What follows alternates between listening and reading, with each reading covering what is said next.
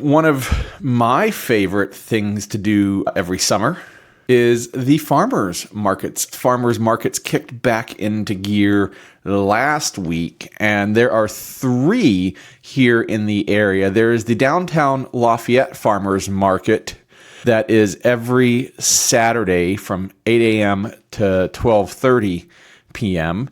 through October. They've been open 2 weekends now, but I haven't been out yet, but they have a record 120 vendors this year. Absolutely packed. They're on 5th Street between Columbia down to Ferry, and on Main Street between 4th and 6th Streets. And if you've never been to the Lafayette Farmers Market, it's really fascinating. It's got everything that you think of when it comes to a farmers market. There's local farmers with their produce, with their meat, with their pork, with their beef. There are local artisans selling all ranges of things that you can think of.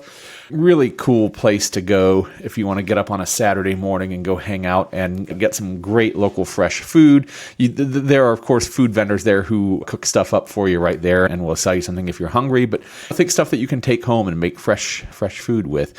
But that's every Saturday downtown from 8 a.m. to 12:30 p.m. And then we have the West Lafayette Farmers Market. I tend to make it to the West Lafayette one a little more than the rest. It's a little more in line with my kind of scheduling.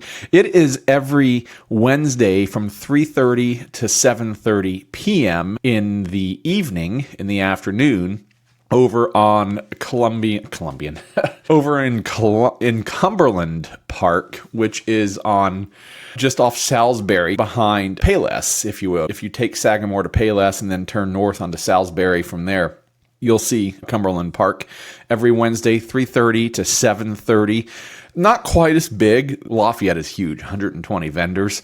So when I say not quite as big, they're still big. About 50 vendors. And the same sorts of things that you're going to see there. There are local farmers who are selling produce, who are selling beef and pork and that sort of thing, and local artisans and all of that.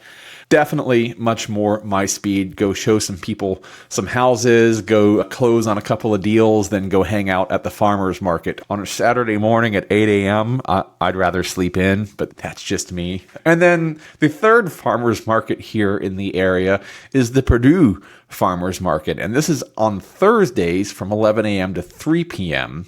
It's held out on Memorial Mall on Purdue's campus.